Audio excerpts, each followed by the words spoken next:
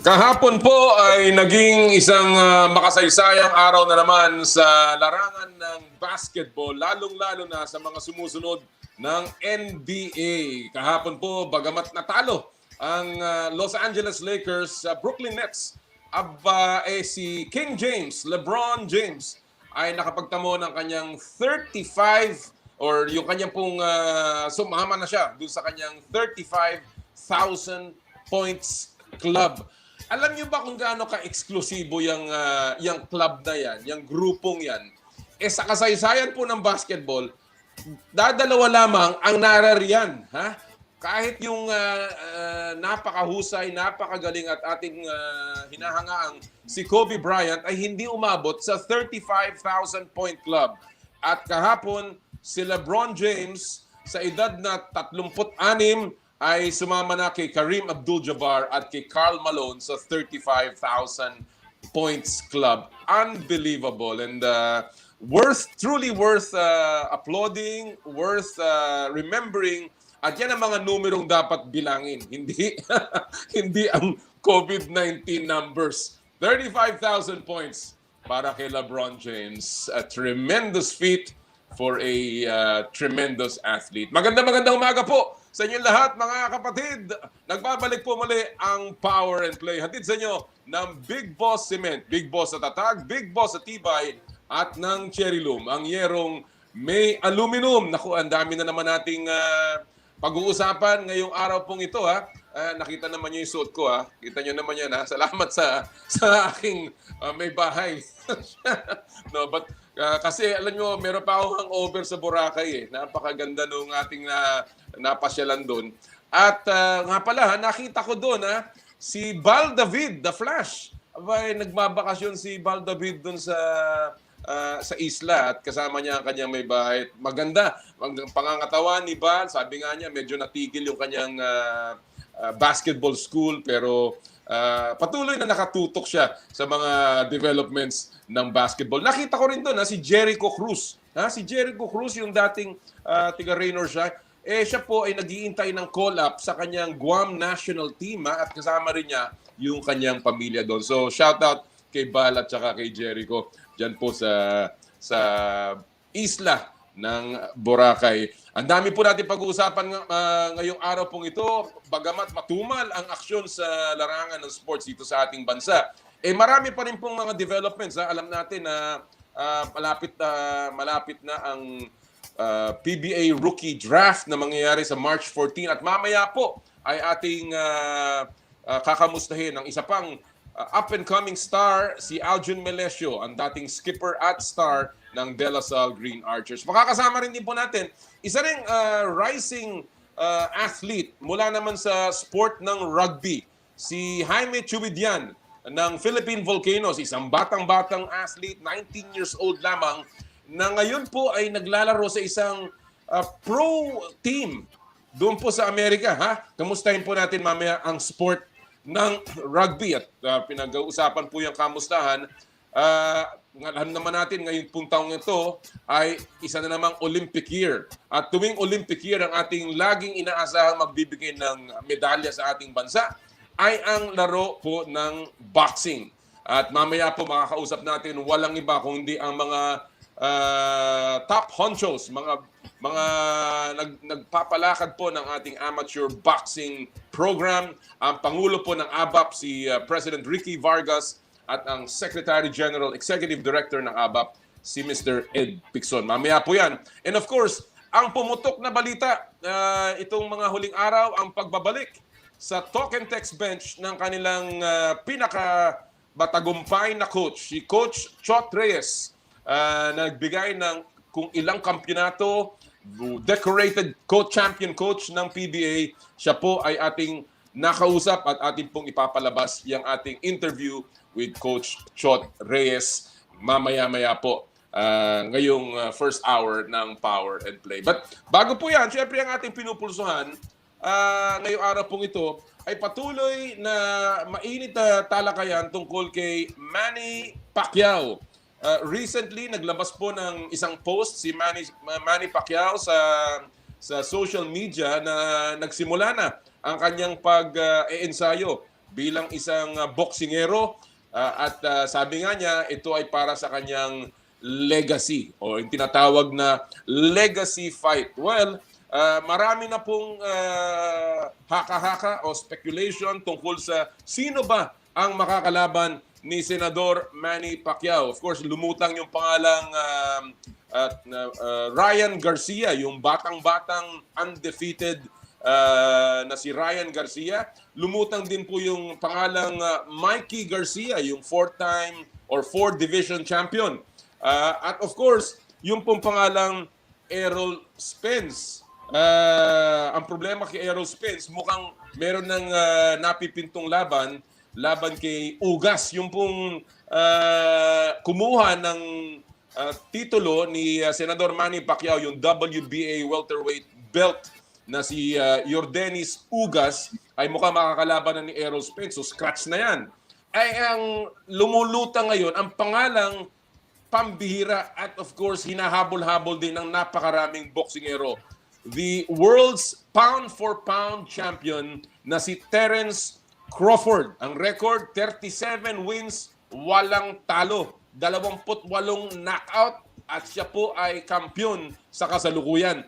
At siya po ngayon ang napipinto at nababanggit na pangalan na makakalaban ni Senador Manny Pacquiao. Of course, may mga balakid na nakaharang dyan. Yan po, of course, ang political career ni Manny Pacquiao. Alam naman natin na malapit na ang eleksyon. At hindi natin po alam kung ano magiging plano ng ating senador.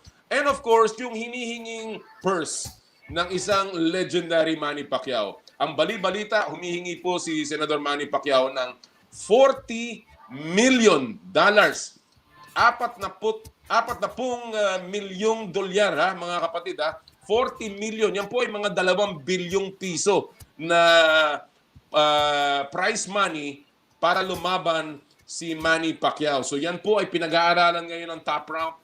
Kaya po ang ating pupulsuhan ngayong araw pong ito, ha, sa inyo mga kapatid, kasi kayo may mga napipinto at napupusuan pong makakalaban ni Manny Pacquiao. Ito po ang tanong, ha, sino dapat ang susunod na makakalaban ni Senador Manny Pacquiao sa boxing ring, ha? Pupulsuhan po natin to, ulitin ko, ha. Sino dapat ang susunod na makakalaban ni Senador Manny Pacquiao sa boxing ring? Kung gusto niyo po palitan ng talakayan, mag-text lamang po sa aming hotline 0949-691-4956 o di kaya ay mag-post sa aming Facebook page, Power and Play with Nolly Iyala o Power and Play ng Radyo 5 92.3 News FM. Kamusta po sa lahat ng ating mga tagapakinig sa Radyo 5, mga nanonood po sa 1PH over Signal TV, and of course, ang nagla-livestream po sa Facebook Live at sa Nolly Iyala YouTube channel. Sundan niyo lang po ako sa aking mga social media accounts, Nolly Iyala sa Instagram at sa Twitter. Alright, ang dami nating tatalakayin ngayong araw pong ito, kaya dyan lang kayo, huwag kayong aalis dahil ito na ang ating paboritong segment of the morning. Siyempre, sa simula ng ating show, hindi pwedeng mawala ang Fast Take, kung saan ang mga opinyon ng mga newsmakers, or rather ng mga taong nagbabalita, ang mas mahalaga. Ito po yung mga taong talagang nasa likod ng balita ng palakasan. At ngayon pong araw ito, tayo po ay mapalad dahil ang ating mga kasama, mga paborito kong sportscasters. Mga taong ngayon po ay talagang hinahanga ng maraming kabataan and of course, very visible sa inyong mga television screens. Walang iba kung hindi ang ating kaibigan from ESPN5, Jat Sulit, at from Signal TV at host ng The Game at ng Jump Ball, si Paolo Del Rosario. Good morning, gentlemen.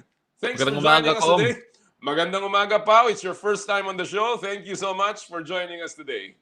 Opo, Koma. Again, ito nang yung show na I don't mind waking up 4 in the morning. Makaka yung call time, pero sinabi ng producer, "Oy, Nolly wants you on the show." I'm like, "Okay, let's go." Tara. Well, I'm very happy to have you. Alam ko na you're very busy with your own shows at yan lang ang aking yan lang ang aking regret eh. Hanggang hindi pa ako nailalagay diyan sa show ng Jump Ball at saka ng The Game. Pero I'm always happy to watch all your episodes, Pao. How is your father? How is Richard? Alam mo, he's very busy. Obviously, basketball season coming a lot closer. And then after that, may mga show pa rin siya sa Signal and sa TV5. So he's been very busy. Sometimes he feels like a co-worker rather than a father. Pero alam mo, masaya yun. It's always fun having him and always fun working alongside your father. You can't normally say that. I always see you when he guests on you. Talaga sabi ko, ang hirap siguro ng tratuhan ng mag-ama, pero you do it very professionally. Jack, thanks for joining me once again. Alam ko na ikaw rin ay paikot-ikot kung saan-saan. I read what you write, I see what you do. Kamusta ka? How are you? Okay naman, Com. Thank you for having me. It's always a pleasure to hop on. Tsaka nakakatuwa po talaga pag may nakakakwentuhan sa sports eh. So anytime na may makakakwentuhan, game agad tayo. Well, dito sa Fast Take talagang ang opinion nyo ang mas mahalaga. Dito walang mali, walang tama. Sabi nga namin, bato-bato sa langit, tamaan, huwag magagalit. And we have a couple of issues that will be thrown your way. Pero before that, John, let me just ask you, just an issue before we go to the Fast Take issues, gaano kalaki sa tingin mo itong pagbabalik ni Coach Chot Reyes sa panig ng Talk and Text? Ako, Com, I'm very excited to see Coach Chot back in the PBA. I've had a privilege of being able to cover him po inside his locker rooms kapag nagkaroon na sila dati ng Gilas tournaments. And I can see the impact na nagagawa niya inside the locker room, yung motivation sa team, and yung Gilas team na yun merong mga TNT players in Troy Rosario, Jason Castro, and I can see the level of respect that nagpapalitan yung players and kay Coach Chot. So I know that he can make a positive impact sa pagbabalik niya sa TNT. That is very good to hear na yung insights in the locker room. Alam natin kung gaano kagaling na motivator si Coach Chot, and obviously that's what he brings to the table when he returns sa Talk and Text. Pao, alam natin malapit na ang rookie draft ng PBA. Mm-hmm. A lot of names being floated around. Mamaya makakasama namin si Aljun Melesio. But in your studies, yung pag-evaluate ng mga pangalang lumabas na sa listahan, who do you think will be the top three picks this year coming out of the draft? Well, obviously, a lot of people have been saying Munzon and Malonzo as the top two, either or. It's either 1A, 1B. But the third spot could be very interesting depending on team need. Pwede rin depending on whether or not teams feel that the talent level of this person is very high. You can go easily with a big guy in a sense that you can have Pasool there. You can have Mikey Williams there. There's so many names. And alam naman natin, na medyo fluid pa rin yung listahan eh. Kasi we also don't know which Phil foreign players are going to be eligible at the end of the day. Kaya right now, the teams, I'm sure, are going to use the period that we have right now na may parang mga workouts with the teams to figure out kung sino yung kung ano yung draft board nila. So I think the number 3 spot is fluid, pero personally, I would say Mikey Williams probably is in that number 3. Well, alam natin, marami pa mangyayari dyan just before the draft. Maraming trades na maaaring mangyari, and you'll never know. Depende nga, sabi mo nga, Pao, sa pangangailangan ng isang team. All right, let's go to the Fast Take, and our first Fast Take today is all about a trade. Alam natin na isang malaking trade ang lumabas last week. Nagpalitan ang Phoenix at ang Magnolia ng mga hindi lamang ordinaryong player but franchise players. The biggest of the names that you can pick out of their lineups, Chris Banchero, and a pick goes to Phoenix. Samantalang Calvin the Beast Abueva ay napunta sa Magnolia. So ang ating pupulsahan ngayon, sino ang winners at losers ng trade na ito? And I will begin with you. Pao, you will have 1 minute. Go! Well, winner of the trade between Magnolia and Phoenix ngayon at this current without a draft pick being made right now, siguro yung nanalo yung Magnolia. But then that could easily change. Kasi yun nga, Chris Banchero coming in for Phoenix obviously adds a facilitator. But then in terms of impact in the game, you have to see si Calvin Abueva talaga yung lamang doon. But then if they can add a player that can help long term, who can have a positive impact sa simula pa lang with that early draft pick, Phoenix could easily come out on top of this deal. Pero yun nga, if you're Magnolia, you're also thinking that, hey, you know what? We got rid of a player, we moved the player rather, na alam mo na medyo maybe surplus to the requirements because ang daming gwardiya sa Magnolia to the point that it's been joked that they can come up with security guard agency kasi ang dami nilang gwardiya. But then at the moment, he is a bit of surplus to requirements because of their depth, and you can see why they made the move. Excellent. Alam naman natin talaga ang dami nun. Meron pa silang apat doon. Gio, Oo nga eh. Paul Lee, si Mark, and of course si Melton. Ang dami talaga ng mga players. But again, Abueva could be the next Ping Reese. Jot, same question.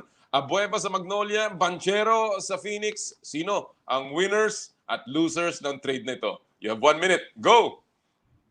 It's easy to see and actually say, no, na Magnolia won this trade because you acquire a Calvin Abueva who we know what he did in the bubble. At alam naman na natin through the years kahit nung college pa kung anong kayang gawin ng isang Calvin Abueva. Pero if you look at Phoenix's side, tandaan natin bago bumalik si Calvin sa bubble, they were already a really good team. Nasa taktok na sila ng standings bago pa bumalik si Calvin. They were surviving. Pero ano yung nangyaring adjustment dati? Si Matthew Wright napilitan maglaro ng point guard because it was a position that they were lacking in. So now you have a Chris Banchero who not only is a serviceable point guard, but he has proven that he's a star caliber point guard pagdating sa PBA. So I think people might be overlooking how good a move this was also para sa Phoenix. I know it was surprising to everyone, but they really got a good player in Banchero to fill in a need. Tapos meron pang ang picks na kasama. So overall, I think it's a balanced trade. Excellent point. Alam mo, Phoenix, feeling ko dito, they were just matching Banchero with, the guard lineup ng Phoenix. And my take is with Matthew right there and Banchero, that is a deadly combination Yes. sa backcourt ng Phoenix. But one final take for me on that point is, ito ba ang final destination ni Abueva at ni Banchero? That's another question that I guess only time will tell. All right, let's go to our second fast take of the morning. Ito ang alam naman natin, nagkapilian na ng NBA All-Star starters. At mula sa West, it was LeBron James, Kawhi Leonard, Nikola Jokic, Steph Curry, and Luka Doncic. Mula naman sa East, Kevin Durant, Giannis Antetokounmpo, Joel Embiid, Bradley Beal, at Kyrie Irving. So ang tanong, sino para sa inyo ang pinakamalaking snub muli dito sa NBA All-Star voting? I'll give you 1 minute. Jot, go! Pao, when you think about the NBA right now and the players, ang hirap bumili ng All-Star. Ako doon sa balot ko, isang beses lang ako pumoto kasi ang hirap bumuo ng 5 player lang because there's so much talent in the league. And sa totoo lang, ang hirap din mag-isip ng snub, mag-label ng snub because that means another player who was voted in has to be given up. Para sa akin, ang biggest snub for me is still Damian Lillard, has been for the last few years. Pero kung ipapasok mo si Dame, sino tatanggalin mo? Si Steph, who has returned and has really played at the top of his game, parang MVP Steph, or si Luka, a young and upcoming star. Everyone's excited to see him in the All-Star game. So, ang hirap ng dilemma eh. Pero I think Dame has really earned, a spot in the All-Star starting lineup for years. And I hope na lang na sometime soon, bago siya bumaba yung laro niya, makapasok siya doon. Every year, pangalan ni Dame Lillard ang nababanggit pagdating sa All-Stars na. Again, the same question, Paolo. With all of those stars, all of that talent being placed in the NBA All-Star starters, who is the biggest snub for you? You have 1 minute. Go. Well, you're looking at the all-star starters and the entire process in general. Like so easy to look at stats, eh. Pero ako naman, as a fan of all of these guys, I want to reward winning. Importante sa akin yung record ng mga team. So I'm looking at the lineups in the East and in the West, and feeling ko there are two players there that probably have empty calorie numbers, but then at the same time, you can't really keep them out. Remember, these players will eventually make the team as reserves if they weren't starters because they're that good. So sa palagay ko po sa Eastern Conference, Zach Levine's a big snub because again, his team is close to the playoffs. He could go in there instead of a Bradley Beal. And sa West naman, yun nga, Damian Lillard, I think is very obvious. I think he should have a spot over Luka Doncic kasi si Luka, even though he's having an MVP caliber season, individually, their team not doing well at all. Damian Lillard keeping Portland in the hunt almost by himself. I totally agree with you, Pao and Jack. The Dame Lillard, those names, including Zach Levine, maybe an all-star, hindi pa nga sigurado because alam naman natin kung nasa ng Chicago. Another name, and talking about winning, for me, Donovan Mitchell. I think, this guy has played so well, leading the Utah Jazz to almost an immaculate slate for the last 2 months. And it's just unbelievable na hindi siya napag-uusapan as an NBA All-Star starters. Ang solusyon dyan, gawin ninyong 6 hanggang 7 yung All-Star starters. All right, let's go to our third and final take of the morning, gentlemen. Alam naman natin si Com Willie Marshall has made a proposal sa PBA board about possibly including yung Gilas Pilipinas as a guest team na lalaro sa susunod na conference ng PBA. But a guest team that can win the championship. So ang tanong, Gilas Pilipinas bilang isang guest team sa PBA at pwede pang mag-champion, is this a good idea? 1 minute. Pao, go! Well, Gilas Pilipinas going into the PBA, again, hindi siya bagong scenario. We've seen it in the past. We've seen the national team program be part of the PBA when you look at Northern Cement, when you look at Gilas 1.0. So why not have it with this group of young players? And yun nga, if you're looking at the health of yung national team program natin, it's good to have them in the PBA kasi they can't go abroad because of the pandemic to train and join in other tournaments. Hindi sila makaka-Jones Cup, hindi sila makaka-pocket tournament wherever like some of the other national team iterations we've had before. Kaya for the health of yung national team natin and the development of yung young pool, it is a good idea to have them in the PBA. And, having an additional team there that will want to win and grow and make the league more competitive, I think is also good for the PBA to attract more eyeballs, attract more fans, and keep us all engaged all season long. Excellent point. Alam natin, bagamat nga hindi bago ito, hindi rin naman so far nasusustain. So again, the question is, gaano kalayo ang magiging participation ng Gilas? Jack, same question. Gilas Pilipinas, this new version, as a guest team na pwedeng magkampiyon sa PBA, is it a good or bad idea? You have 1 minute. Go! Com, I think it's a great idea and I would agree dun sa mga points na bringing up ni Pao. Una sa lahat talaga, iba kasi yung the Calamba Ball for Gilas Pilipinas was a great idea. Kailangan naglalaro continuously ang mga national team players natin. Pero iba pa rin kapag in-game ka talaga and you're actually playing for something. Iba rin yung tune-up game dun sa mga laro when you're actually trying to win something in a longer term, in a longer sense. So being in an actual competition na sinusubukan talaga nilang ipanalo yung conference na yun or yung tournament na yun will do great wonders para sa Gilas Pilipinas team, especially nga dito sa mas batang unit natin. And exposing them to, kumbaga, the men's game agad talaga dun sa mga veterano, sa mga mama, sa pisikalan. Well, I can only see that it will make them stronger and grow as a unit.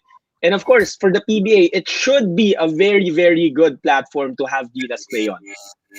I know this idea very well. I have always espoused this idea. I had wanted the Gilas to always be part of the PBA dahil sa tingin ko, bakit pa tayo lalabas? Andyan na ang pinakamagagaling na player. It is an opportunity para talaga magpahinog ng mga malalaro. Especially if you're talking about these young guns na ipinapasok sa Gilas Pilipinas. Always great takes coming from the both of you. And I hope, alam ko si Jack Sukid dito. Pao, I hope you will return to the show and you'll join us again. Gentlemen, thank you so much for joining us today. Salamat, Com. Thank you, Com. Yan po mga kaibigan ng mga top guns ng Signal TV and of course ng ESPN5, Jack Sulit at si Paolo Del Rosario. Naku yan ang mga dapat yung abangan. Yung kanilang mga style, kami, mga ano na kami, sinaunang tao na kami. Marami sa amin pero I still enjoy really watching these new guys in the broadcast team. All right, mga kaibigan, tuloy-tuloy po tayo ha. By the way, gusto ko lang pong batiin ng isang happy birthday yung aking tiyo, the only remaining uncle of mine, kapatid na aking ama, si Tito Godi Ayala, na nagsapit ng kanyang 85th birthday kahapon. Happy birthday, Ninong Godi. Sana lagi kang masaya at masigla. All right. At this point, sabi ko nga kanina, tuwing panahon po ng Olimpiada, isang taon ng Olimpiada, ang ating inaasahan na lalaban ay o kukuha ng medalya ay ang ating mga boksingero. At ngayon pong umagang ito para pag-usapan kung ano ang susunod sa ating kampanya patungo sa Tokyo Olympics mula sa boxing team, walang iba kung hindi ang mga tagapamuno ng Alliance of Boxing Association of the Philippines, ang kanilang presidente, Mr. Ricky Vargas, at ang executive director ng ABAP, si Mr. Ed Picson. Magandang umaga, Sir Ricky. Good morning. Good morning. Magandang umaga, Nolly. Good to see you. Good to see you. You look very well. Thank you. Parang Ed, sabi ko kanina, yung mga sinaunang tao sa broadcast team, di ko ibig sabihin ikaw, pare, ha? Pero I'm always happy to see you. Oh, yeah. Happy to see you, Paring Noli. Good morning. Good morning, Boss Ricky. Very good to have you. Very good to have the two of you. Alam niyo po, sabi ko nga, ang pressure lagi tuwing Olympic year, nasa ABAP . Kasi kayo lagi ang tinitingnan na humakot o kumuha ng medalyang ginto. And this, lately, nagkaroon na, Sir Ricky, ng balita mula sa IOC Boxing Task Force. And I'll start with this, na yung the world qualifiers has been canceled. Sir, ang una ko po tanong is, what is the reason for the cancellation? And my second question is, ano ang epekto nito sa ating mga boksingerong gusto mag-qualify for Tokyo? I think yung just as many cancellations of other sports, ang real reason is yung current situation natin. Hirap din mag-host, hirap din ng tournament, no? So because of the current situation. Kung pwede nga i-host din natin, 'di ba? Pero hindi rin kakayanin dahil sa maraming bansa pupunta sa in the country, so that it gets very difficult for us to host. But and so what is the effect of this, Mr. Ricky, sa ating mga boksingero? Maganda 'yan. Actually, some of our boxers, no, at least I remember, and Ed could correct me on this, is number 1 in Asia.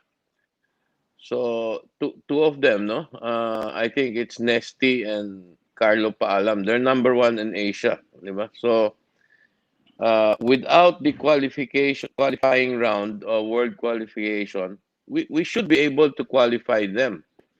So sana ganoon ang gawin nila. So naghihintay na lang kami ng balita from the organizing committee if they will be qualified. And if they be qualified, and there are chances they will, no? Si Paalam at si Nesty, number 1 in Asia sila . And they apat na yung boxers natin. Maganda-gandang sign yan. So do I get it na dahil wala na yung qualifiers, Mr. Ed, meron ng ibang mechanics sa pagpili ng mga lalahok sa Tokyo Olympics?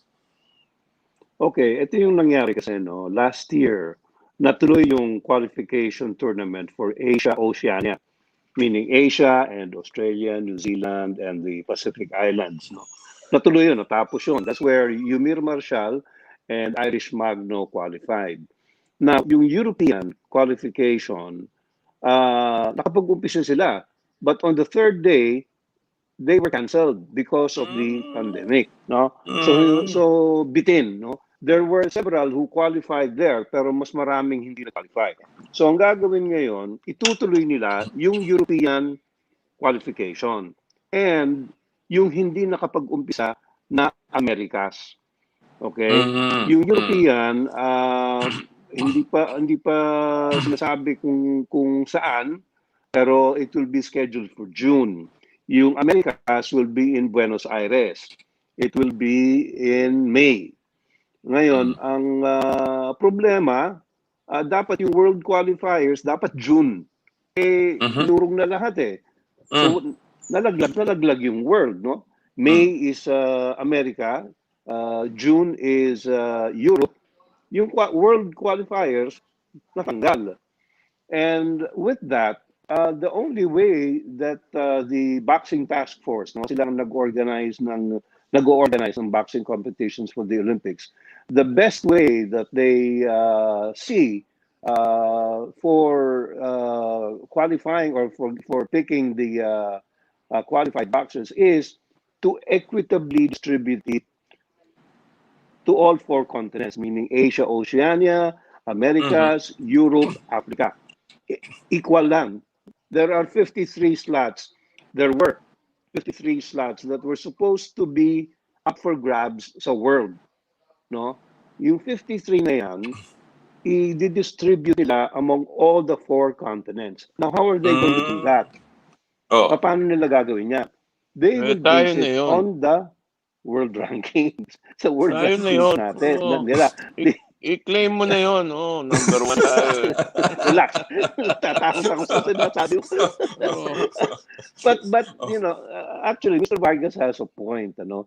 Kasi, kung equitably, sa Asia, halimbawa, si Nesty, no? Nesty is number 5. But, yung 4 na nasa itaas niya are from either Europe, Africa or Asia.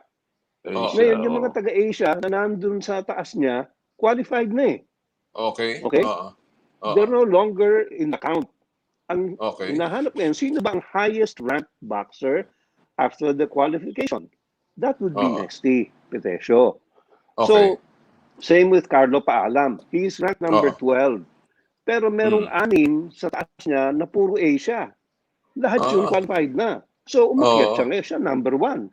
Di ba? I mean, pero to, Ed, hindi pa kayo na-advise kung ano ang mangyayari or ganyan na talaga kung sino yung susunod na ranking, yun paliwanag. Nung Monday, we had a meeting and ang paliwanag was ganun nga, no? World rankings and then the highest ranked boxer in the region after the qualifying round. So tama si Sir Ricky, tama. Talagang papasok na talaga na yun.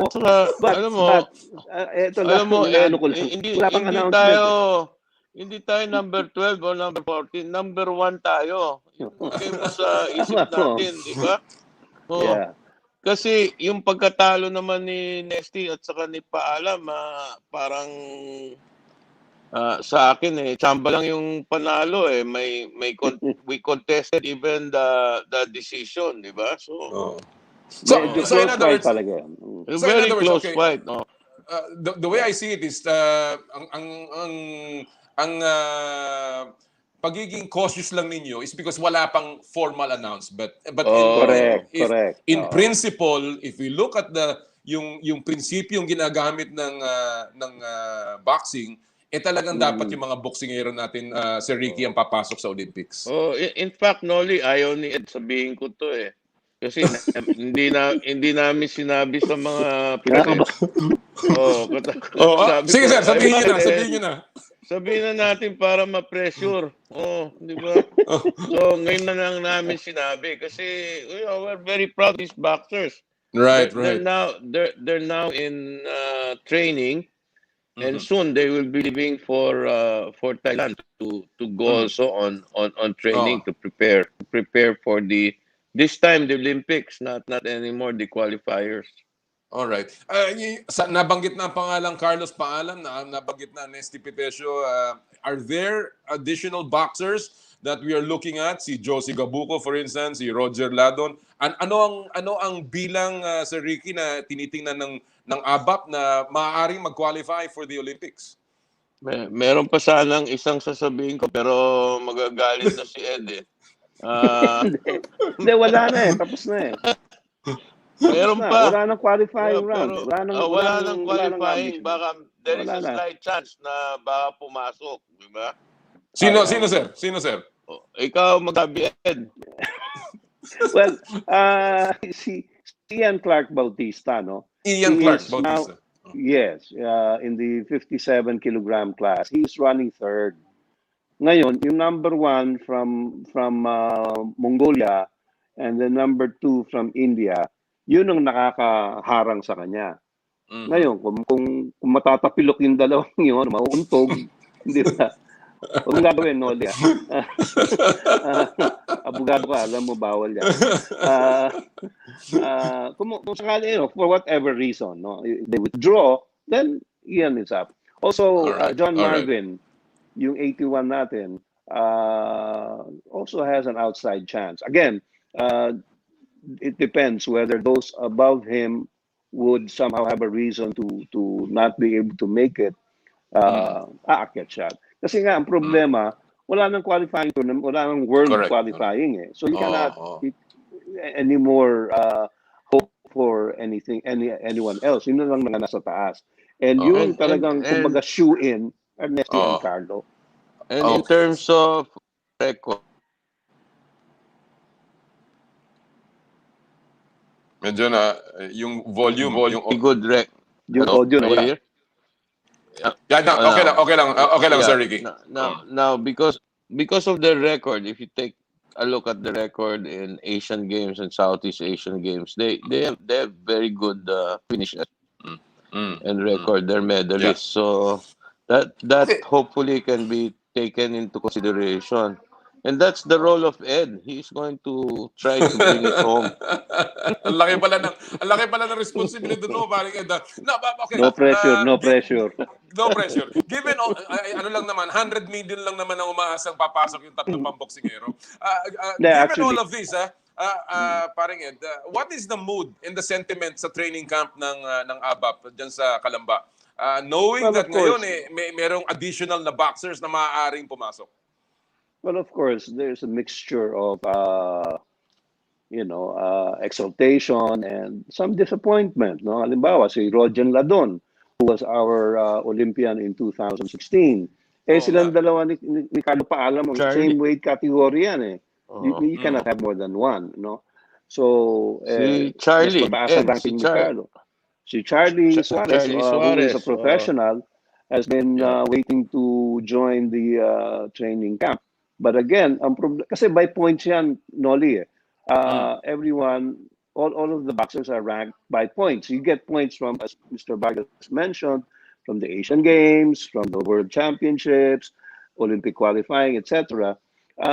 You gain points. No, that's how Carlo and Nesty went up there.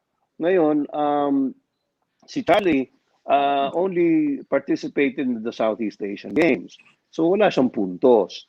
No, malayo siya. So they were disappointed, but they understand that it's really out of our hands, di ba? Talagang, how else, in fairness naman to the boxing task force, how else were they going to do the picking, di ba? So they had to go through the best means, which is the rankings, which they developed and they studied assiduously. Pinag-aralan na mabuti at nakita nila yung mga puntos. Hindi naman magsisinungaling yung puntos. Halimbawa, nag-bronze medal ka sa Asian Games, that will give you 75 points, etc., etc. Ngayon, hindi lang naman kami, no? As a matter of fact, we've gotten congratulatory messages already from our friends from other countries saying, "Wow, you have 4 Olympians." I said, "No, wala pang official announcement eh. We want to wait because the boxing task force scheduled the announcement, the official Alam mo, announcement nung nalaman for namin March." yan, Noli, I wanted to shout it out loud.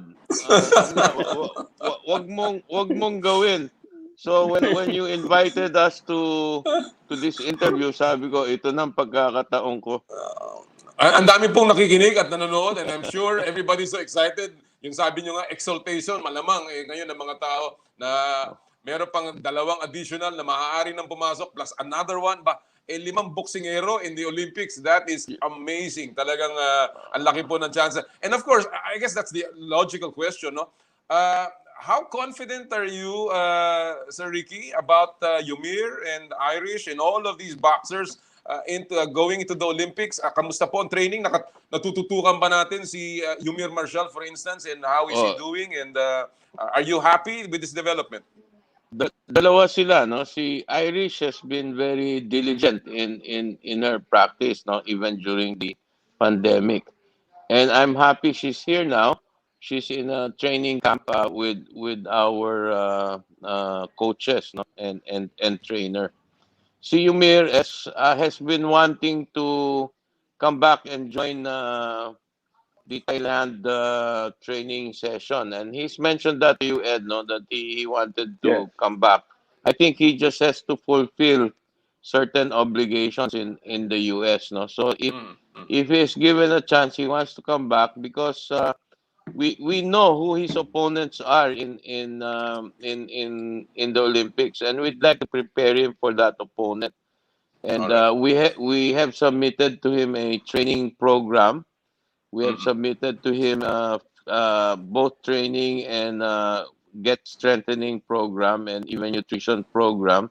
We have also assigned a psychologist, no, to all our boxers. So we are ready to welcome him back, and I think he's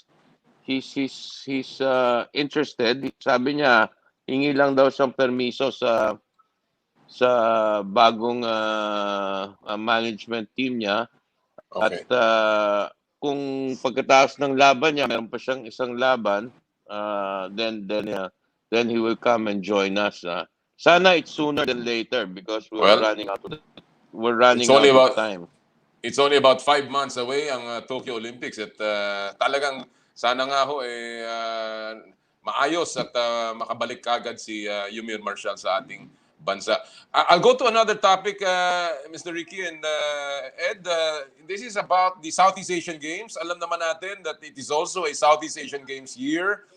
Bagamat nasa pandemya pa rin tayo, we know how we did very, very well. We were the overall champions in 2019.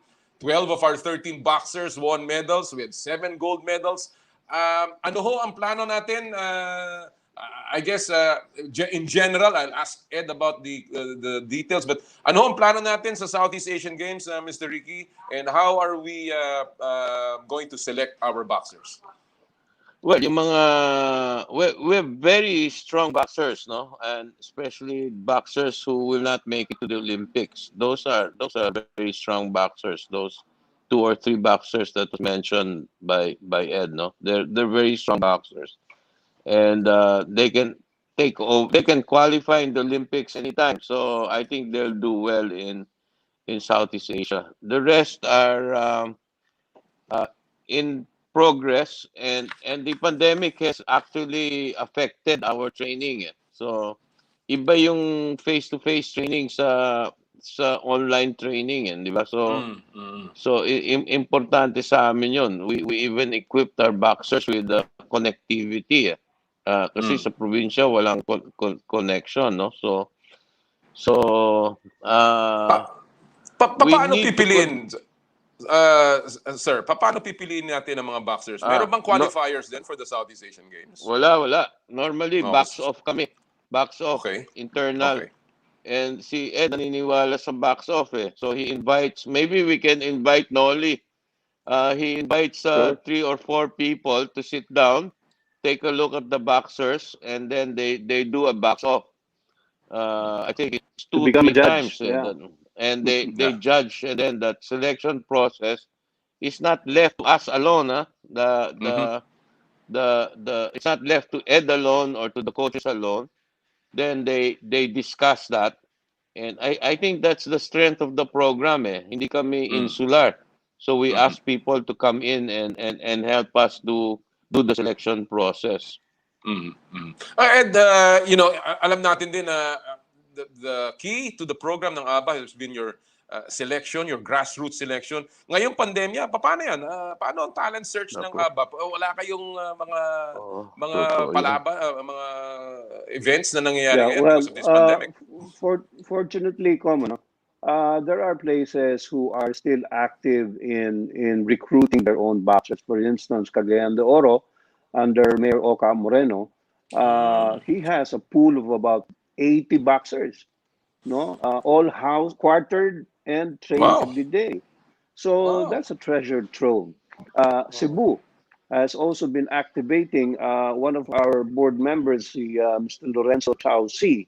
I think you might know him from basketball. Yes. Is opening up in his one of his buildings. Meron siyang empty floor doon, and he just got in touch with me a couple of weeks ago, and he showed me that he was cleaning it up and then turning it into a boxing gym. Bago City in Negros Occidental is also very active. Yun nga lang, we can't get them together, no.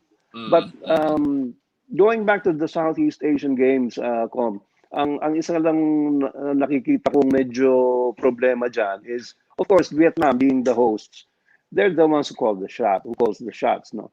And they've decided to change the weight categories, no.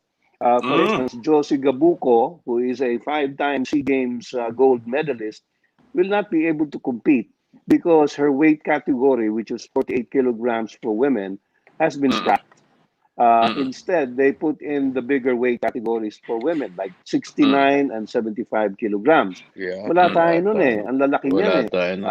Sabi ko nga, ang kilala ko lang na 75 kilogram na babae, yung labandera ng kapitbahay namin. Walang ensayo. Totoo yun. So, Totoo yun, Noli. Pero that's how the dice is rolling, di ba? Well, Wow. alam mo Oh. naman ng Southeast Asian Games. Pagka ikaw host, ikaw hari, kailangan na traditionally maging number 1 ka. So it's Yeah. different in the Asian Games, no? So of course. in Southeast Asian is very regional. Mm. Although we have a POC president who's trying to speak on our behalf and represent us and hopefully be able to do that. But we're hoping we get the right boxers in. Well, ang dami pa natin pwede pag-usapan, but we're running out of time here, and it's good enough na marami na po kami narinig mula sa inyo about the developments in ABAP, and we're very excited. Alam naman natin, basta boxing, pagdating sa Olympics, boxing lagi ang inaasahan. And again, yan na naman ang focus ng mga tao. No pressure. No pressure, Meron 100 million lang yan, pare. 100 million Oo, lang. meron pa akong sasabihin, Noli, na ayaw ni Ed. Sir, go ahead. Ngayon lang ako magpe-predict sa buong buhay ko. Yan. Sige, sir. Ngayon lang ako magpe-predict sa buhay ko. Kung 4 ang papasok, maniwala ka, magkakaroon tayo ng medalya sa Olympics. Wow. At manggagaling sa boxer yan. Yan ang ating iniintay. Kung tuloy-tuloy lang yung training natin, we have 5 months. We bring home Yumir. We focus on those 4, and I was telling Ed, I'm willing to bring them anywhere in the world for them to train with their boxers, anywhere in the world where their opponents are, to become the best. Ito na yung chance natin, Noli, para sa bayan. Magagawa natin to. Ito na talaga ang chance natin. This is the biggest chance to win finally that elusive gold medal, whatever color, whatever form, basta makakuha ng medalya mula sa ating mga boksingero. Medalya lang, I will hand over the leadership already of boxing. Wag naman. Pag nakamedalya kayo, Sir Ricky, bakit Sama ako natin dyan, ibibigay sama sa ako iba? Sir Ricky, Mr. Ed, maraming salamat sa panahon na binigay niyo sa amin this morning.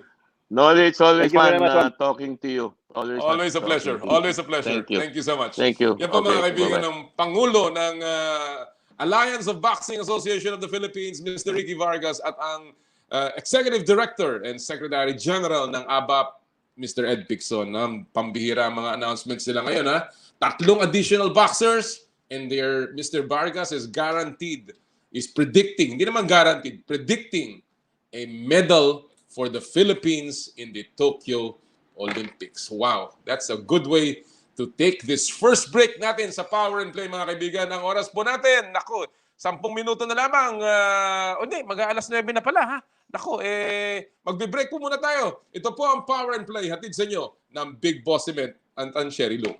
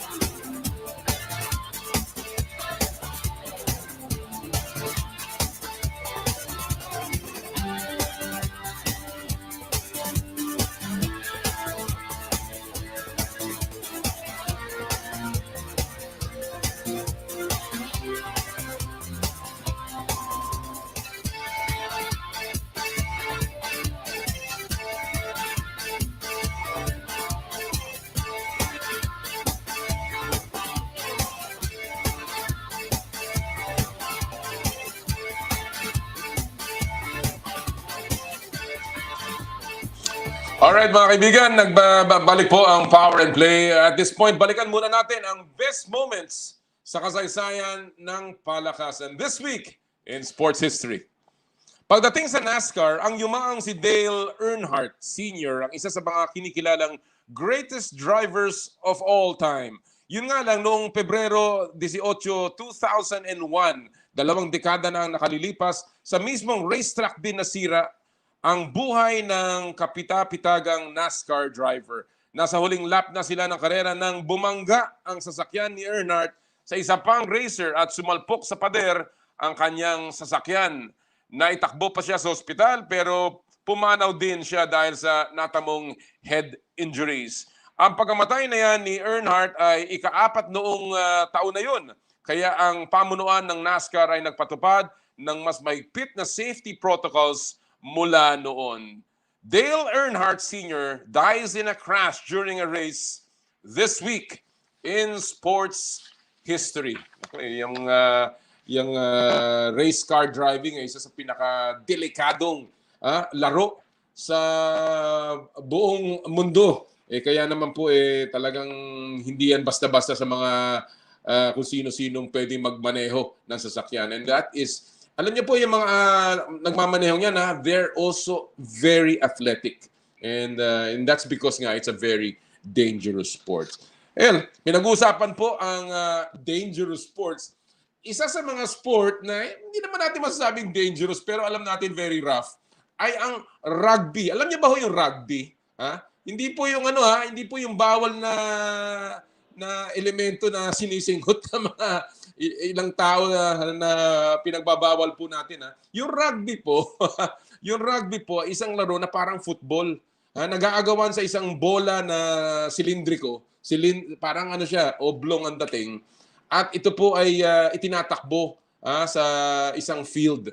Kaya po ito ay banggaan ng banggaan din ng katawan. Meron pong ang tinatawag na American football, meron din tinatawag na rugby. At ngayong araw pong ito, tayo ay maswerte dahil ang ating makakausap ay isang batang-batang atleta na ngayon po ay gumagawa ng pangalan sa larangan ng rugby. At siya po ay currently isang training squad player on the New England Free Jacks na isang professional rugby team sa Major League Rugby. Siya rin po ay currently studying sa Dartmouth College dyan po sa Estados Unidos. Siya po ay naglaro para sa Philippine Volcanoes sa kanilang under-18, under-19 at under-20 teams at naglaro din sa Philippine Volcanoes para sa men's sevens rugby team. Walang iba kundi si Jaime Chuidian na kasama po natin ngayon. Good morning, Jaime. Hey, Noli, how's it going? Is it Jaime or Jamie? Come on, you gotta make this change. It's Jaime. It's Jaime. All right. That's good to know because some people it comes from Jaime, then it becomes Jamie. But I'm glad that you're keeping the Filipino way of saying it, huh? Absolutely, got to wear it with pride. Thanks so much, Jaime. Rugby is not a very popular sport here in the Philippines, although it's beginning to pick up. A lot of notice has been given to attention has been given to the Philippine Volcanoes. But let me begin with you. You're only 19 years old, but you've done so much for the sport of rugby. How old did you start this game? I mean, it's not an easy sport to be good at and to learn. Right. So I actually started playing rugby when I was about 7 years old. Wow. So I grew up in Hong Kong for about 15 years of my life, and that's where I was really exposed to playing rugby and even cricket, a lot of British influenced sports. And like most, a lot of my classmates were playing rugby, and I just thought it'd be a really cool sport to get into. I think at the time my parents were sort of making me try all sports, ranging from soccer, tennis to rugby. But I just definitely felt that my passion for rugby was an entirely different level. And ever since I started playing, I've kind of always had my mindset on taking my passion for rugby as far as I possibly can take it. I guess the question is begged is why rugby? I mean, it's a very physical game. I mentioned a little bit the word dangerous. Is it? And why rugby for you? Right. So as you mentioned, it is definitely a very physical game, but I think that's in part the beauty of the sport is that as a team, you have the chance to really establish this camaraderie among your teammates that you guys are all going through this hardship. You're all working actively together to achieve one goal. That's whether it's to lock them down on defense or score a try, win the eventual tournament. It's the camaraderie and the relationships you build with your teammates, the network that's established, not just with your teammates, but also your coaches and even the playing staff, makes you really grateful for who does work to get you to where you are. And I think the camaraderie can easily be translated to things beyond just rugby, even towards my academic and career interests. And that's sort of what keeps me around to keep playing each day, is not only to get better, but also continue to develop the relationships and camaraderie that I now see at a professional environment. And sorry, going back on that, I was growing up, I already seen the camaraderie and the relationships you establish at a junior level. And it's been really nice to see it grow at the different stages that I've progressed in rugby to now a more professional setting where it's a lot more interpersonal and means a lot more. All right. Well, you are full Filipino, Jaime? Yes, correct. Both my parents are. And you are about 6 feet, about what, 180 pounds? Well, as of this morning, I'm 195. You're 195. Yeah. That's not a regular physique of the Filipino. Do you think rugby is fit for the Pinoys? Is it a game that we can take up?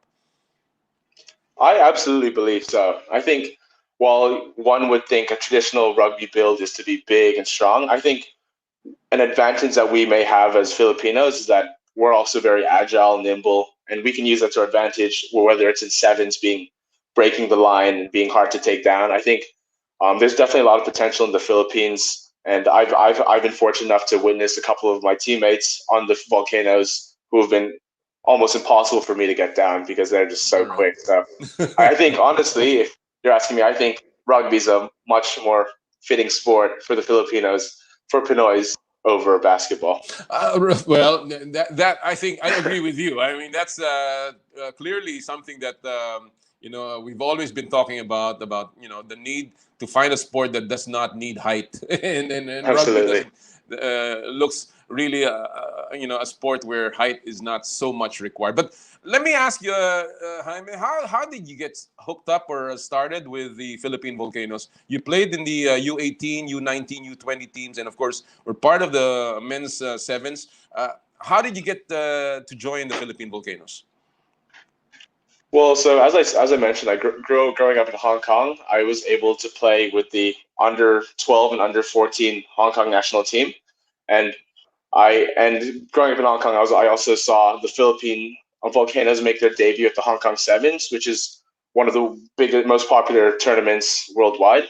And that from then on, I just felt that was a dream that for me to play with the Philippine Volcanoes. So when I moved back to the Philippines about 5 years in, what I was there to do, not only finish my schooling, but get into the mix and get exposure to playing with the Philippine Volcanoes. So I reached out to the general manager of the Philippine Volcano national rugby team and said, "Hey, I'm from Hong Kong. I've played about 7 years of rugby, and I would love to take that forward." And they pretty much told me that the junior rugby hasn't been as established as we'd like it to be, but they put me immediately in the mix to play with the men's Volcanoes local players who are already playing there. And from then on, I was exposed to playing with players at a much higher level than I had, and I was continuing to learn at each step. So that's sort of my segue into playing with Volcanoes, and I've sort of just been in that training pool ultimately to get to play and represent the Philippines at the men's national stage. Well, of course, the pandemic has affected most of sports, and including the Philippine Volcanoes. And we certainly hope that the program will be back again when everything sort of settles down. But we know I said that you are now part of a training squad of the New England Free Jacks, which is a professional rugby team in Major League Rugby. Can you talk a little bit about that, and what do you expect out of being part of a training squad of a professional team? Yeah. So, as you mentioned, COVID has definitely taken a toll on my exposure to rugby and just being able to play. I think it's been just about a year now that I haven't really played a match. So, I've definitely had this longing to get back on the field, and I've been discussing with my parents potentially going to Australia, the UK, New Zealand, just to play some rugby while I do my online classes. But so earlier this year in 2021 in January, my one of the head coaches at Dartmouth, who's now the assistant coach of the New England Free Jacks, called me and asked me what I was planning to do for the next couple of months, whether I was playing rugby or I was working, what my schedule was really looking like. And they said, well, there's this opportunity for you to play rugby with the New England Free Jacks. We have this good relationship that they can accommodate you and give you the exposure that you can take your rugby to the next level. And as soon as he said that, I immediately jumped. I pretty much committed without even consulting my parents. I said, Coach, I'd love to do that. And from then on, I've just been very fortunate to be playing with some of the professionals who've played at the top level around the world. So sort of managing my expectations coming into this, I do understand that I am really just a training player. I'm not at the moment on a contract or playing for the team, but I'm very grateful to really just be exposed to what it's like on a full day training schedule, where in the mornings we'll have lift and we'll have a team meeting. Everyone's diligently taking notes, something that I've never been surrounded by in a rugby setting. And then we're on the field at 2 p.m. and it's no one talks. It's really just straight to the point. Everyone's focused, and Right. it's a lot to learn from that, really. And so eventually you hope to be if the opportunity comes, you hope to play this professionally, I suppose.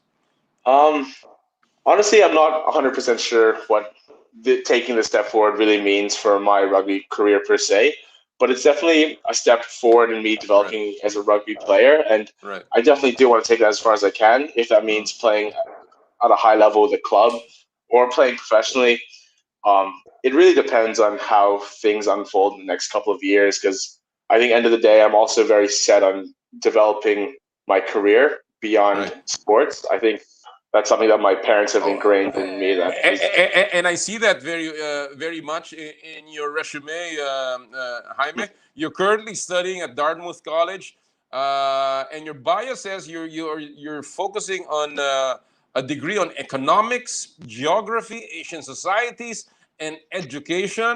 You're doing research on market of autonomous vehicles, self-driving cars. Man, you're involved. You own a company called Evolving Vox LLC. You're doing everything, Jaime. How can you mix all of that together with your training in rugby? well, I've definitely began to feel the repercussions of taking a lot on board in terms of balancing my training and also what I'm doing, like with research and my internships, and even that company Evolving Vox. But I think that in a way, rugby has definitely given me sort of a timeline on how I manage my time. So I think the past couple of weeks, even in quarantine, I had a lot of work on my plate, and I didn't really know how to manage my time and how to prioritize what tasks to get done. But now that I've been in week one of preseason, I felt that I've been more efficient in itself in getting what I've set out to do for my internships and my research. So I think the main thing for me is rugby's sort of given me an outline of how I manage my day, because I ultimately do prioritize the time I spend in the field, but then I do know that it has to balance out, and I do have to manage my um, it's a two-way street. If I'm going to be spending 4 hours a day training and playing rugby, I definitely have to spend a fair commit enough, about maybe 4 hours, not entirely, but into doing the work that I've also signed myself up for. Well, that is the kind of young person that I guess everyone should emulate. Where you mix, where you have a very balanced mix of your studies and of course your sports, your hobbies that you want to trying to improve yourself. Before I let you go, Jaime, we know that the Philippine Volcanoes have gone so far. They've done very well in the past, and we're trying to develop more of rugby to be more popular with the Filipinos. What do you think of the program of the Philippine Volcanoes, and where do you think will the Philippines, come out of this after all of you guys start playing really for the national team? Well, I believe the Philippine program definitely has a lot of potential in itself. I see that a lot of young kids, even at my international school, Manila, I definitely have witnessed a lot of aspiring middle schoolers who've looked up to high schoolers playing rugby, and I think there's a lot of promise within the Philippine community, essentially to grow rugby as a sport. So I definitely think it's a very positive trajectory and what that means for Philippine rugby. I think one big hindrance that pegs the Philippines against other Asian countries like Japan and Hong Kong is that we're not a fully professional team, and therefore we can't keep players based in the Philippines. And a lot of my teammates end up flying in from England, Australia, New Zealand, who have much better exposure to rugby and play at a high level, and they come for about 2 to 3 weeks, and we prepare for a tournament. So that's sort of where the Philippines is at for their playing at the national level. But I do believe that in the coming years, as it continues to grow, we'll hopefully be able to be put in a more professional setting. And I think some of the pillars in which the Philippine Volcanoes are aiming to really achieve and perform well in is not only the Asian 7 Series this coming year, but also the Asian Games held in Hangzhou. And also one thing that we really are aspiring for is the Rugby World Cup Sevens, which will be held in South Africa in 2023 or 2022. Sorry. So we definitely have a lot to look forward to, and I think the promise is there. It's just a matter of really making it grow and seeing how we can really put this all into action. Well, we certainly hope that you will be donning the Philippine colors when that time comes, and looking forward to seeing Jaime Chuidian, carrying that ball and just carrying the flag as well for the Philippines. Jaime, it's been a great morning talking with you. We wish you all the best in your studies as well as in your career in rugby. Good luck. Thank you, Noli. I appreciate it, and I definitely hope to see you sometime at one of our rugby games. Absolutely. Absolutely. Thanks so much. Take care. Yan po mga kaibigan, si Jaime Chuidian, ang ating up-and-coming rising star sa Philippine rugby na ngayon po ay nag-aaral dyan sa Boston and naglalaro din ng rugby para sa isang professional team. Wow, pambihira. Napakagandang storya ng pagpupursige para sa ating mga kabataan. Siya nga pala, gusto ko lang pong kamustahin si Jepoy Liwanag ng San Pablo City. Siya po, kasama niya si Kenneth. Siya po ay may Liwanag Vlogs at saka yung San Pablo City News. Sundan niyo po, Jepoy Liwanag sa Liwanag Vlogs. Daming interesting articles mula kay Jepoy Liwanag.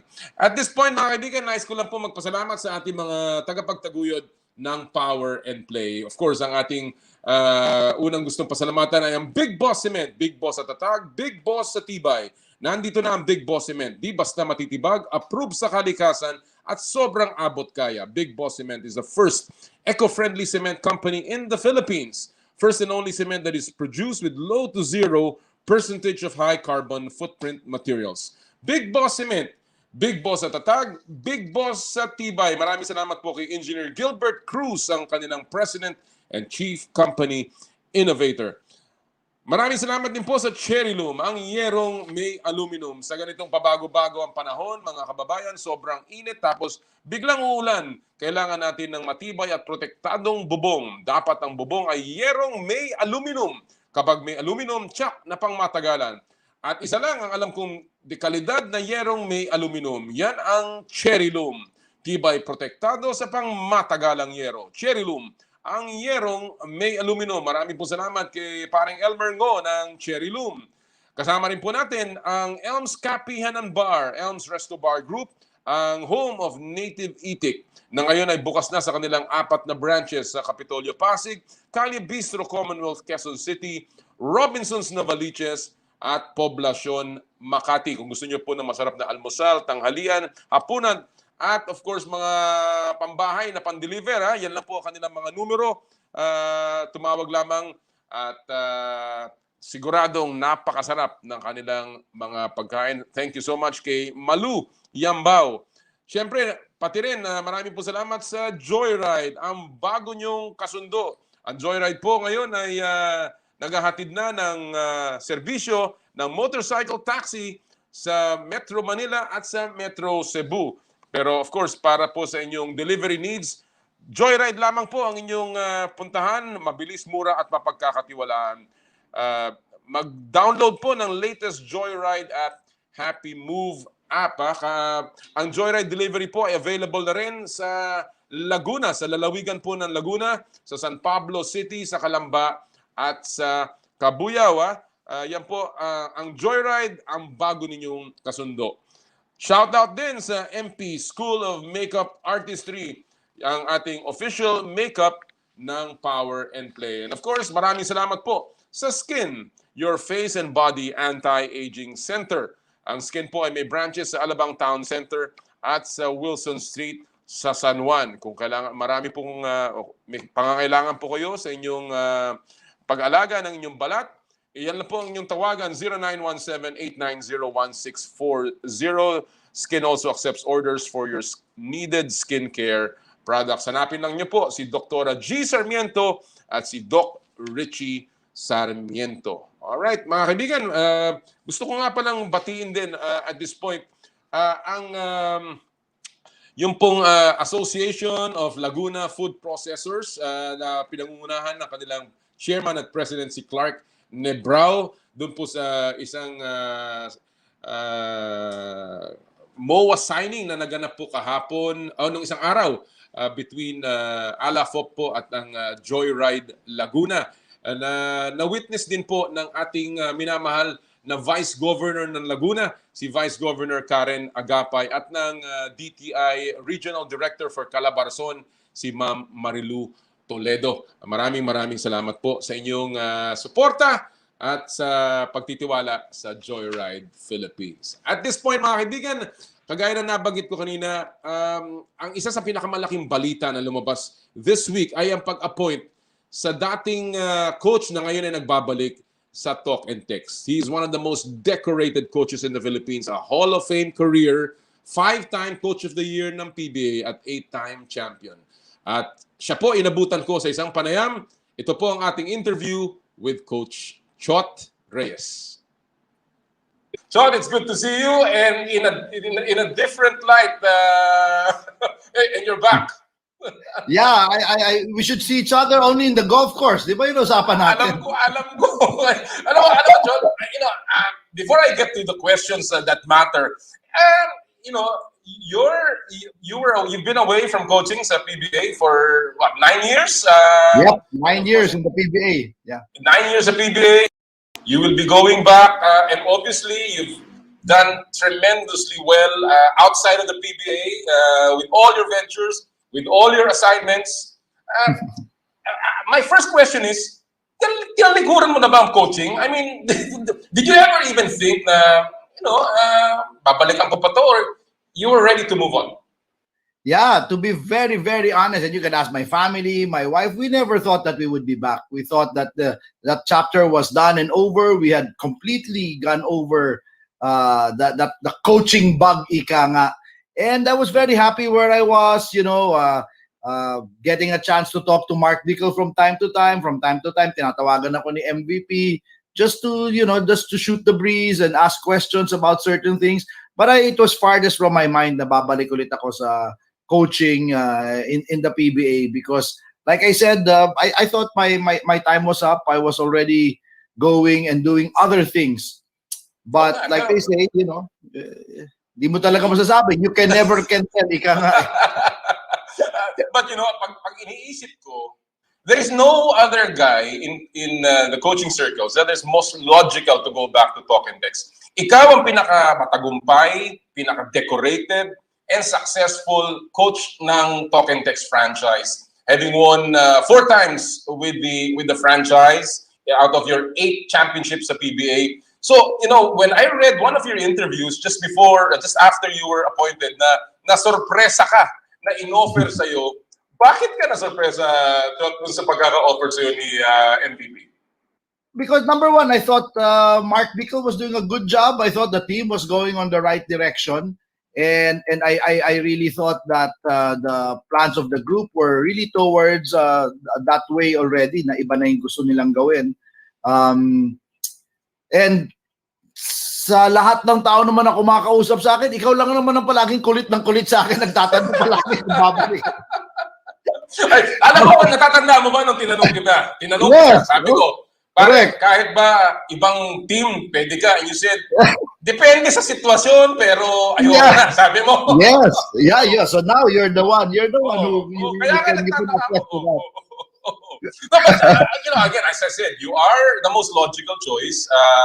And again, yung sinabi mo na sorpresa ka because nga everything seemed like it was going right. Pero alam naman natin na Talk and Text has, while it has gone to the finals, medyo hindi makalusot doon sa susunod na level. No? So I guess the management needed, new ideas.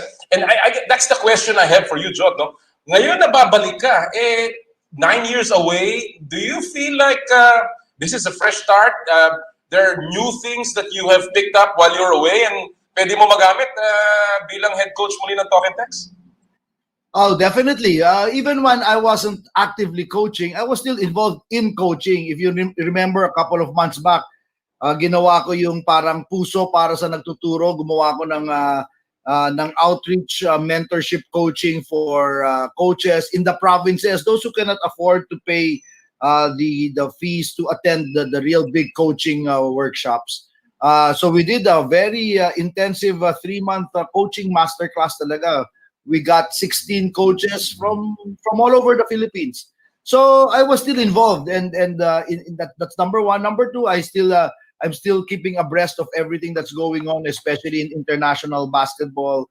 What's going on with Europe? I was asked to give a talk a couple of months back sa Argentina to coaches in Argentina. I still have my connections with European coaches. We still email each other. We're constantly we have a WhatsApp group, may Viber group pa nga kami, in fact. So I've always kept in touch naman. Although hindi na actively coaching, I've always kept in touch. You know, you have, kagaya nga bagit ko kanina, you have moved on from coaching since, at least from the PBA and of course from Gilas, and napaka-successful. You've had a lucrative profession. You're one of the most sought-after speakers. You have a vibrant entrepreneurship going on. Bakit ba balik? Yun ang tanong ko eh. Why are you going back? What is the motivation behind your decision to come back? A couple of things. First, coaching is really my passion. Coaching and building teams, whether it's sports or in the business world, that's really my passion. That really gets my juices flowing. Going into situations where there's a need for a turnaround. I pride myself in my ability to turn around situations. So passion ko talaga yon. And then my purpose, even when I was doing my executive coaching and corporate and leadership development work, has always been to help develop the next generation of Filipino leaders.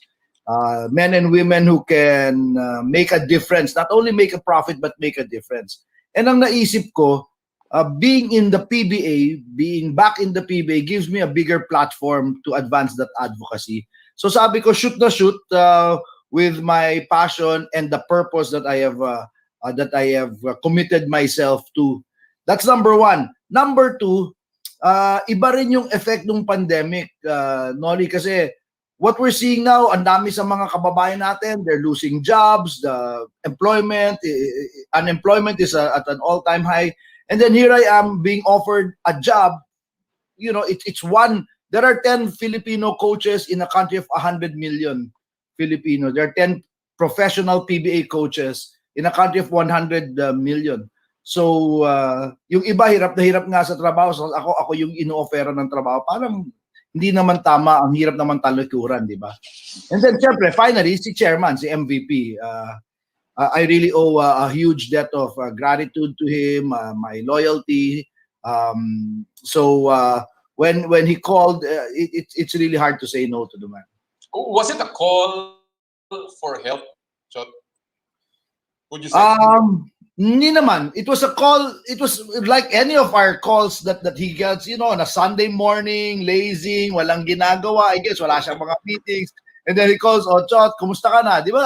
Kilala mo naman si boss. Ganun naman yun, di ba? So ganun lang. We started off that way. It was not a call just like any other. And so when he dropped the question towards the end of teka, boss, pag-iisipan ko muna kasi talagang hindi ko naisip. I really never expected that, sabi ko. And we were talking about something kasi kami naman ni boss, when we talk, it's not only about sports and basketball. We talk about the economy, the business, what are the next deals he's looking at, you know, politics. So marami naman kaming pinag-uusapan. And then suddenly he asked the question. So I really had to ask for a few days to think about it. You know, you have achieved almost everything as a professional coach. 5-time Coach of the Year, sabi ko nga 8-time champion. You have almost a Hall of Fame career as coach. Hall of Fame ka na dun sa PSA, sa sports writer, sa PBA awards, no? And obviously as a national coach, meron bang isang bagay, and many people are saying this, you know, one thing that is hindi pa nailalagay sa iyong resume is being a Grand Slam coach. Alam ko hindi yan pinagpaplanuhan. Alam ko na yan ay may halong swerte. But is that something that you even think about or even motivates you at all? No, not at all. Sa akin kasi the real thing that gets my juices going is the competition. The one thing that I miss when I was away from coaching is being around the guys. Alam mo yun, that the smell of, ano yung pinapay nila, yung linoleum, yung liniment, yung amoy na yun, di ba?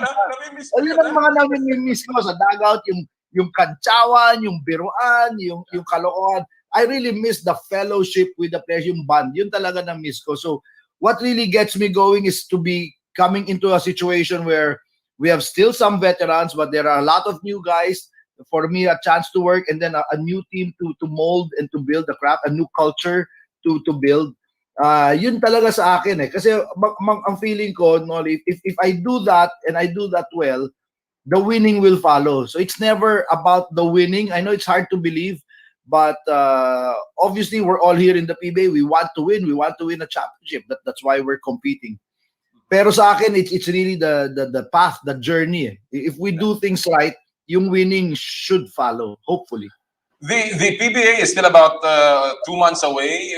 Obviously, maghahanda na kayo, and I'm sure you've already met your team. But before to get to that point, now after a long layoff, Jot, anong pakiramdam? Is there more pressure on your part? Do you feel a little more pressure than when you started in your career? I know when I started in my career, I remember I felt a lot of pressure when I was first asked to coach Tokadex. I remember there was a lot of pressure, but now I guess because kasi puti na yung buhok natin, matatanda na kami, parang hindi na ganon. But it's not, that doesn't mean that there's no sense of urgency. For me, I asked for runway to build the team, but there's no illusions on my part. I know that the expectation is to win and to win now, as fast as quickly as possible. Naintindihan ko yun. Pero in terms of pressure, nobody puts more pressure on me than myself. So sa akin, ang maganda dito, nagkakaintindihan na kami ni Boss MVP, ni Boss Rick, and of course si Al. They already know basically how we operate. And for them, as long as they can see that there was a plan, we executed, we gave it our best shot.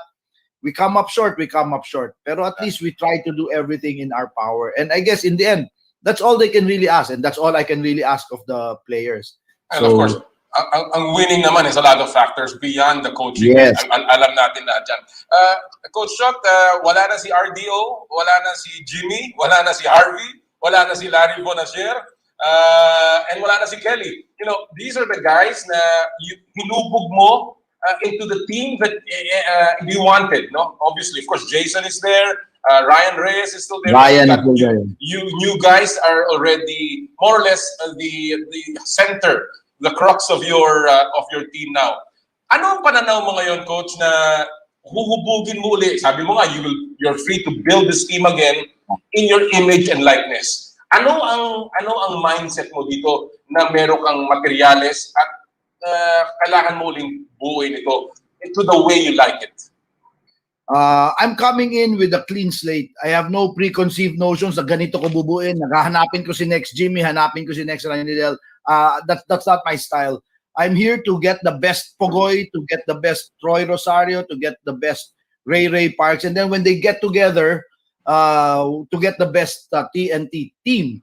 And then I'm excited to work with Kim Montalvo, with the other less known players, Poy Eram, for example. These guys I've never had the chance to work. We just signed Dave Marcelo. These are the guys that make the job more challenging. Parang okay, let's see what makes these guys tick, and then can we get them all together to make the whole perform at greater than the sum of its parts. I think in the end that's the job of a coach to build a team that where the whole performs greater than the sum of its parts. Well, sabi mo nga, to get the best of everyone, RR, Troy, even Poy Eram for that matter, na talaga namang maganda ipinakita dun sa bubble. So Chop, have you met with the boys? And what do you like about the new guys now? These guys that I guess are now the center of this team. Number one, we met very briefly. We just met even with my coaching staff and the players when the management got us all together just to introduce me to the team. But as so far as have we had a coaches meeting or a team meeting, hindi pa, because we are still. I'm still in the process of getting into the weeds. Ika nga, I'm taking a look at the numbers. I'm deep diving into the stats, taking a look at the advanced stats, looking at different areas. I'm taking a look at, I'm assessing, I'm my own self-assessment because gusto ko, bago ko makausap yung coaches at bago ko mausap yung players, mas meron na akong foundation to build on. And maybe we'll do that next week. So right now we haven't gotten to those meetings yet. But that's not to say that I'm in touch with Ray Ray Parks, for example. I'm in touch, siyempre, kami ni Jason, palagi naman kami nag-uusap. Some of the coaches, when there are some free agents that are available, we have a group where I ask their opinions.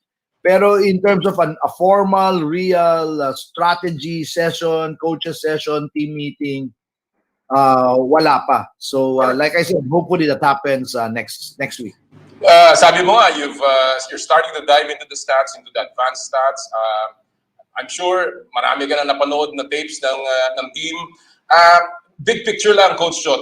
What do you think are the needs of this team at this moment? And second question to that is, do you think the draft will be a big help to you? At anong tinitingnan mo dyan sa draft na yan? Number one, what the numbers show us, I think we're number one in scoring, in starter scoring, but we're like number 10 in bench scoring. So obviously we have to address our depth. And if you take a look at their last conference, they sputtered in the end because they got some injuries, and I think the starters gassed out. No, so we have to address our depth. That's number one. Number two, we found that our guards actually out-rebounded our bigs. So we had to address our big man rebounding. And I think getting Dave Marcelo, and we're working on a couple more guys. Hopefully you'll hear about them in the next week or so. We'll address that. Ang problema namin sa draft, wala kaming pick. I think we have a low second round, or I think second round yata wala kami. So we're trying to make a deal to take advantage of this deep draft. But if we are not able to make a deal, like I told management, I think we have the team to compete. We have the team to compete. I don't know if it's a team that can take us up over the top, and that's now our job as a coach to make sure that we mold this team to become better and punch above its weight. But right now, if you ask me right off the bat, yun ang sasabihin ko, we have to address our depth, we have to address our rebounding, and some little tweaks. I really like the offensive and defensive system of Mark Dickel. So I don't expect we're there. But other than that, as of now, I don't think so. It might change, but now I don't think so. Well, obviously, ang Talking Tex is one of those teams na napakalakas. You got to the finals sa bubble, and that's a clear indication. Of course, sabi mo nga, medyo nagkaroon lang ng injury. But, you've seen the latest developments sa PBA, yung mga koponan. San Miguel picked up CJ. Magnolia just picked up Calvin. And, of course, Phoenix got Banchero. There have been other big moves in the PBA. Are we looking at Talking Tex to make big trades as well? Nakagaya ng binabanggit mo, Coach? That's our objective. But our objective is not only to make trades. Our objective is to improve the team. So we're not going to make a trade just to make a trade. It has to be a clear improvement. So we're always on the lookout and asking ourselves that question: how can we improve this team? Because I owe that to management, and I owe that to the team, to the players, to make sure that we're able to put the best team possible on the floor. Let me get to this statements of Coach Tim Cone and si Norman and Yang. They're all very happy to see you back. Tim Cone has even come out and said that it will be more difficult now with you back coaching Talking Tex. And all of these other coaches, the veteran ones, of course, na nakalaban mo in the past. Your reaction, Jot, mga sinasabi ng mga kariban mo, na tila, do you think there is a lot of validity to and weight sa sinasabi nila na mas mahirap na ngayon ang Talking Tex with UTM? Well, sana tama sila. But I echo their sentiments. I really look forward to matching wits with them again. Those that I've already matched with before, and the new coaches. I look forward to learning from the new coaches as well, understanding how they're doing things. And kilala mo naman ako, I pride myself in being a lifelong learner. Even now in my executive coaching practice, I continue to get certifications left and right because I want to continue learning. So that's part of the attraction, di ba? The ability to see that, and the thing that I like is when you go up against great coaches, you become better yourself, di ba? So that's really what I look forward to. Is there any particular team at the moment now that you're back and looking at it nung araw, siyempre from the outside, nakikita natin lahat yung mga team na yan. But now that you're with Talk and Text, is there any particular team that you feel or teams that you feel may be a big problem for you and your Talk and Text crew? I think every team in the PBA off the top of their list right away are the three San Miguel teams, right? San Miguel, Ginebra, the defending champs, and of course Magnolia, the way they're building their team now. Those three are always going to be your kumbaga the top tier. And I think the next level, that then there's I'm not saying that they are inferior, but I'm saying when you take a look at competition, then the next level that you'll think of are the Meralco, Phoenix, Alaska has been very respectable, and parang pantay-pantay na across the board. From there, NLEX and Rain or Shine, they're all pretty strong. And ang maganda sa PBA now, even I say this with the very enclosing quotes, quote unquote, other teams like Northport, Blackwater, and even Terra Firma, wala ka naman pwedeng biruin to, di ba? Yeah, every single night, if you're not ready, they're going to bite you, and we've seen that. We've seen that not only once in a while, we've seen that very, very often. So that's what I mean. The league is built in such a way now that you really have to be on your toes. And kaya sa akin, ang approach ko, hindi ko na muna sila problemahin. Problemahin ko na muna yung team ko. Kasi maski sino naman sa kanila, wala ka namang pipiliin doon, di ba? Wala ka namang itatapon sa mga teams na makakalaban mo. They're all equally strong. So I guess, a good strategy is just to focus on your own team. Exactly. Isang bagay, John, that you're very well known for, of course, is your innovation. Alam ng lahat ng tao na you like to innovate, you like to do new things. 9 years away from the PBA, and obviously marami na rin pagbabago in terms of rules, interpretation, the way they have called the game. One particular example would be, and do you support this? Would you want a coach's challenge na mailagay sa PBA, just like in the NBA? I find it intriguing. Yeah, I don't know if I want it. I know that I want to try it. I want to try it kasi, watching it from the outside as against being right there and experiencing it, I want to get a taste of it first, and then I'll reserve my comments later. But for me, any new wrinkle is welcome. Let's try it. If it doesn't work, then let's get rid of it. But I'm all for trying the coach's challenge. All right. I will end this interview on a personal note. Una-una, I guess, is alam natin na yung huling conference, nilaro yan sa loob ng bubble. From that perspective, and just in case magawa ulit ito in a bubble, ano reaction nila, Cherry, at ng mga anak mo about your taking up the head coaching position again, and possibly entering the bubble for so many months once again? Exactly. Talagang mahaba-habang usapan yun. Pero sa akin, basta sa Clark gagawin, bababa yung handicap ko dun. Ayun! Pwede ba ako mag-volunteer na sumabay sa'yo? Wala kang gagawin dun araw-araw, pwede ka maglaro. Interesting. Chot, again, I guess the question has been, you have your time has been away. You've done so many things. Ano sa mga bagay na ginawa mo outside of basketball do you think has helped you now become a better version of Coach Chot?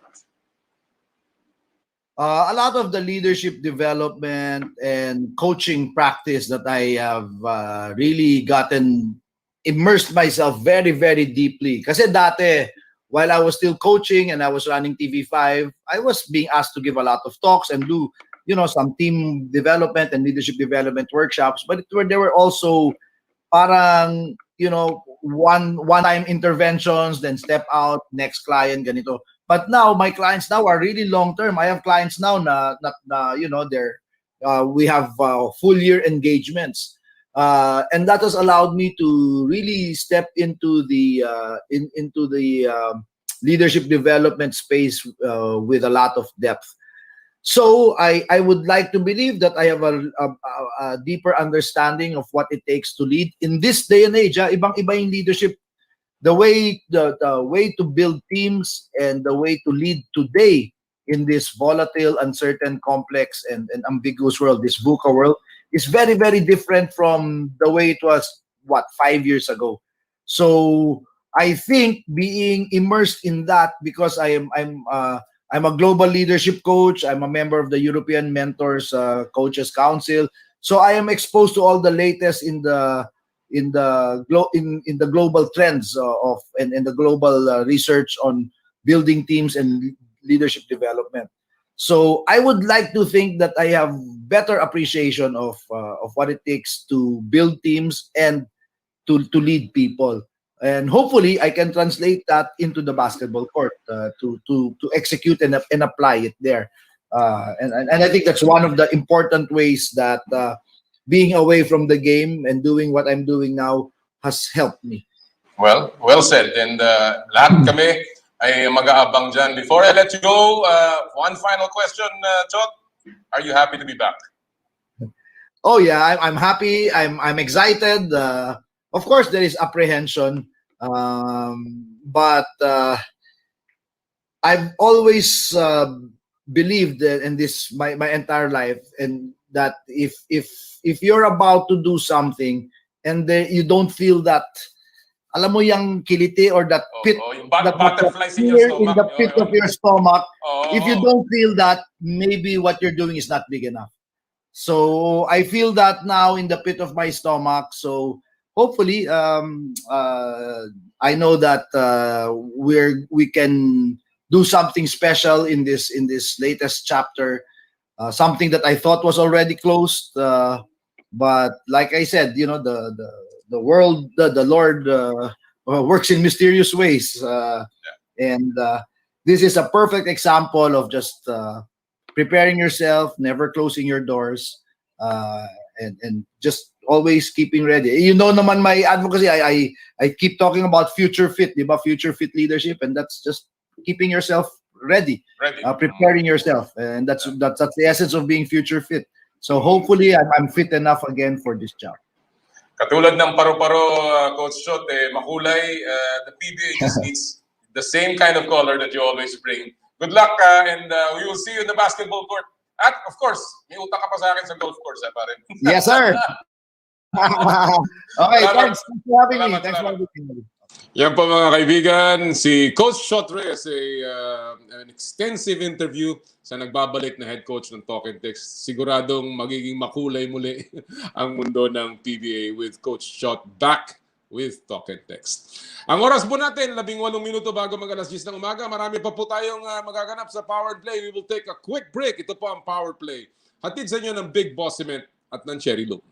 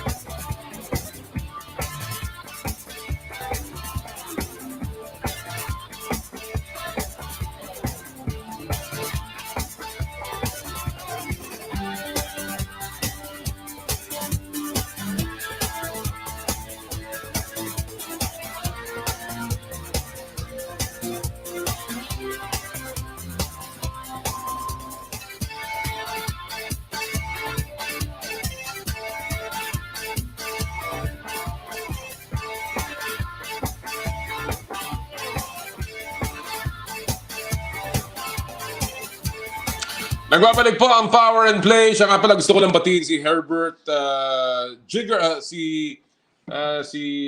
Herbert Jigger Mendiola ng Malabon Fresh. Lagi nakatutok sa atin yan. And of course, lahat po ng mga nakatutok sa atin ngayon, nanonood sa atin, magandang umaga po sa inyo. Ang dami. Gusto kong batiin kayong lahat pero medyo nauubusan tayo ng oras. Tingnan natin kung may panahon pa tayo mamaya. At this point, mga kaibigan, in our continuing coverage of yung pong mga papasok sa PBA draft, well, nakapanayan po natin isa pang pangalan, isa pang manlalaro na alam natin ay magiging matagumpay. Malamang ito isa na namang first rounder. Dati po siyang star ng De La Salle University and of course naging team captain din, Rookie of the Year ng UAAP. At siya po ang ating naabutan kahapon. Walang iba kundi ang DLSU star na ngayon ay papasok na ng PBA Rookie Draft, si Aljun Melesio. Pakinggan niyo po to. Magandang araw sa iyo, Aljun. Good to see you. Animo? Animo po, maraming salamat po sa pag-invite sa akin sa dito and yun lang, ang good luck sa lahat ng draft applicants. Alam mo, natutuwa ako na kasi marami akong nakakausap dito. Karamihan sa kanila mga Philams, no? Pero bihirang-bihira talaga, yung talagang tubong-tubong sa atin, no? Yung talagang local na papasok ng draft, no? First of all, Aljun, you are talagang Pinoy na Pinoy. You are, ang ikaw ay based in Bukidnon, di ba? Bukidnon, yes po. Bukidnon ako. Bisaya talaga ako, Bisaya. Oo. Doon ka talaga lumaki at doon ka na-discover. Yes po, doon po talaga ako lumaki. Na invite lang ni Coach Henry Subido to go to Manila para ano yung mga opportunities. So, nakaswerte rin. And then you played, of course, for De La Salle Sobel. Sino ang una mong coach doon, Aljun? Sa Sobel po, si Coach Boris. Coach Boris Aldeguer. Aldeguer, tama. All Yes, right. po. And then after that, napunta ka na sa college program ng De La Salle University. And now you are all on your way sa PBA. Alam natin na you are one of those na pinag-uusapan na among the guard corps. Sabi nila ito daw draft na to malalim, loaded, pero hindi ganun karami yung talagang legitimate point guard. So I guess that's why pinag-uusapan ang pangalan mo. But before I get to that, Aljun, alam natin na matagal-tagal na kayong hindi naglalaro, na-cancel, for short-lived yung season 82, na-cancel ang season 83 ng UAAP. Yes. Anong sentimento mo muna na nawala, hindi ka nakapaglaro ng final year mo? First of all, kaya talaga last minute pa ako nag-announce kasi last minute, hindi yung last minute, pero isipan ko talaga yung decision ko kung magsistay ako or magpapadraft kasi importante sa akin yung last year ko kumbaga gusto ko matapos na para finish strong tapos makabawi man lang sa mga managers, sa mga tulong nila sa akin. Pero yun nga, may mga bagay talaga na hindi kontrolado. So yun, kaya siguro nakapag-decide ako na magpa-draft. Pero humingi naman ako ng blessing from the managers and from the Lasallian community. Well, kasi kung walang ganon, di talaga ako makapag-draft if walang blessing from them. Very good. Well, that's the training ng isang Lasallian, talagang marunong lumingon sa pinanggalingan. But yes, just off subject lang, Aljun, do you think na dapat laruin ng college basketball? Sa akin po, hindi. For me lang, sa own opinion ko, siguro hindi talaga tama na ilaro pa yung college basketball kasi parang dapat inuuna talaga yung safety ng mga players kasi first of all, mga estudyante pa. Right. And hindi naman pro yun. So, hindi naman kailangan magmadali. Right. Marami pa namang oras. Ika nga kagaya mo, you're only 22. You're very young and ang dami mo pa pang ika nga pwedeng laruin mga seasons ng basketball. You know, it's been a long layoff for you pamula nung natapos yung season 82. And obviously, ang conditioning is going to be a very important part as you enter sa PBA. Paano ka nagpapakondisyon, Aljun, have you been able to play any games at all? Or personally, meron ka bang coach na tumutulong sa iyo to get in shape papunta ng PBA? Nung starting pa po talaga ng pandemic, nung first few months, nung nasa probinsya na ako, makulit talaga yung dad ko na parang mag-workout pa rin kahit ano. Pero di ko naisip na ganito pala mangyayari, magpapadraft ako. So ngayon, malapit na yung draft. May mga coaches din naman ako na tumutulong sa akin, sila Coach Mark, Coach Kevin, sa mga skills, Coach Chappie, sa strength and conditioning. So, hindi naman talaga yung wala sa condition kasi ever since nag-start ng pandemic, nag-workout talaga ako. So, nag-start sa dad ko. Well, you had a very sentimental post sa Instagram mo when you decided to announce na papasok ka na nga sa PBA draft, and when you also said goodbye to the De La Salle community, no? And let me just quote a part of that. Sabi mo, there are just some things in life that we cannot control, and this is one of them. This was not the ending I expected for my time playing for the Green and White. Being the team captain in my last playing year, I almost did not let go, but there are just some hard but important decisions we must make. Close quote. Gaano kahirap itong desisyon na to, Aljun, para sa iyo? Sobrang hirap kasi nung nakapag-decide na talaga ako, kinausap ko sa Coach Derek, pero nung nag-start ako magsulat kung ano yung sasabihin ko, parang di ko talaga, parang siguro mga the whole day nag-isip lang ako paano isimulan yung yung farewell message ko. Kasi ayun nga, di pa rin ako ready na parang di tapusin yung playing year ko, pero kailangan rin talaga. But what made you decide to join the PBA draft? Yung sinasabi mong the hard decisions, the things that are out of your control. Knowing na itong draft na to is loaded. Yes. Dahil sa pandemic din, dahil sa mga uncertainties, hindi mo alam kung kailan ka makakalaro. Ulit. Okay. Yes. Kasi mahirap din na 2 years di ka makakalaro. Iba na yun. Ibang usapan na yun kasi parang may iwan ka na, kumbaga. So, yung mga kailangan talaga na sumali sa draft. Well, hindi ka ba concerned? Yun nga, sinabi mo, no, na hindi mo natapos talaga yung iniisip mo na magiging career mo sa collegiate basketball. Sabi mo nga, it's not the way you wanted to end with La Salle. Of course, you won 1 championship in your rookie year. Naging Rookie of the Year ka ng UAAP. And you were a major part in the rest of the years that you were in contention. No? But hindi ka ba concerned na parang kulang at maybe it might hamper your selection sa PBA draft na merong mga bagay na hindi ka pa napakita? Sa totoo lang, may mapapakita pa sana ako dahil kay Coach Derek. I'm sure marami sanang magtutunan kay Coach Derek, pero ayun nga, mali yung timing ng pandemic. So, yun walang may gusto sa mga nangyayari. So, kailangan talaga mag-decide na.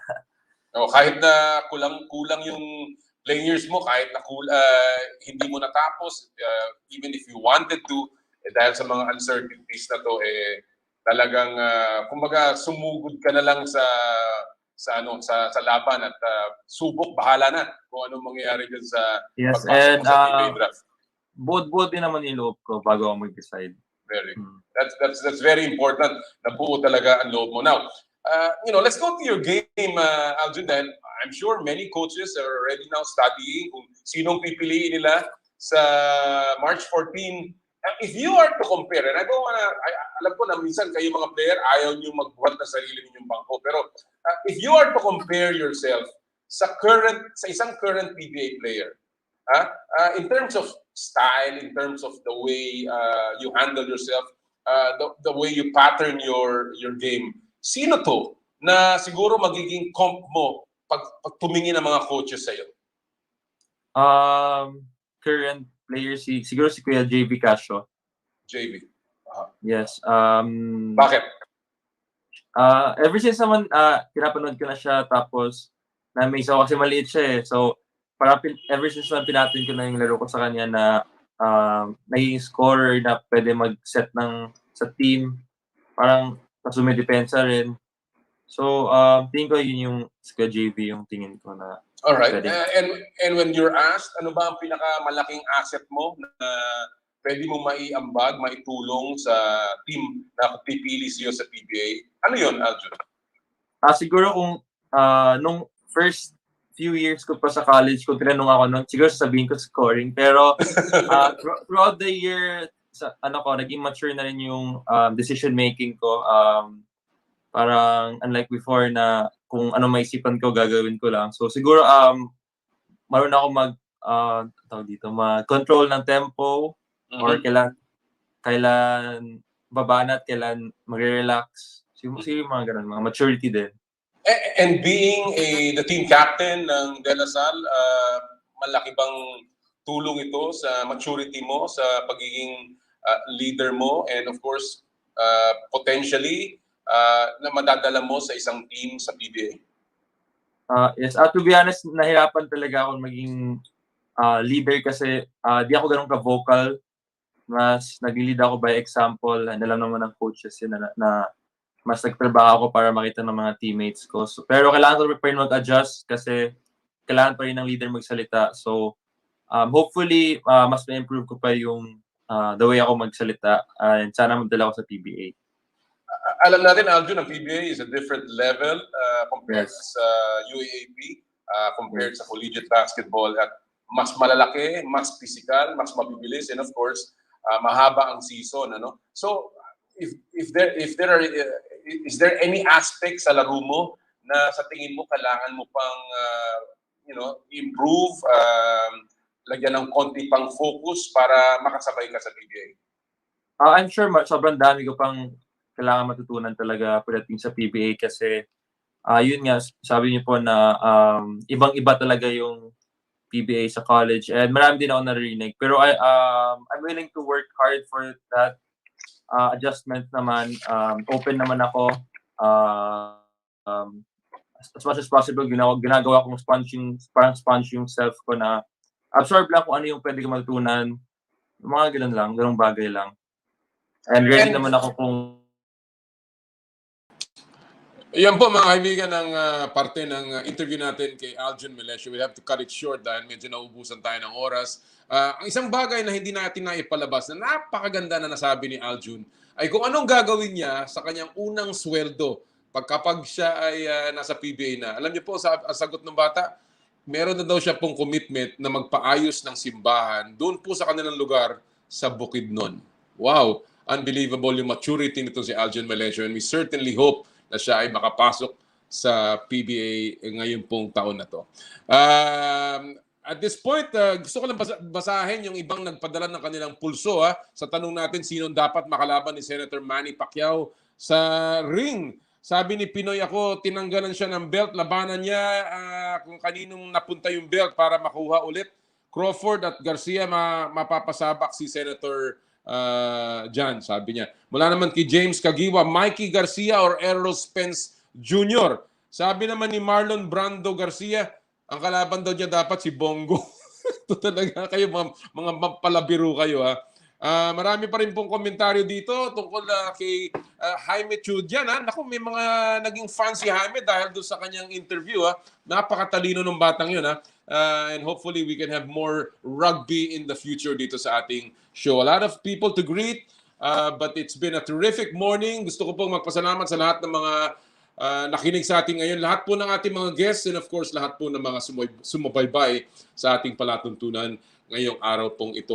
Tandaan niyo po may parating atang bagyo, so ingat-ingat po tayo and of course patuloy sa pag-ingat sa pandemya sa COVID-19. At lagi po natin sinasabi, tuwing Sabado, bawal ang masungit. And of course, sa lahat po ng ating gawain, ad maiorem Dei gloriam, all for the greater glory of God. Happy Sports Weekend, mga kapatid. More power, more play.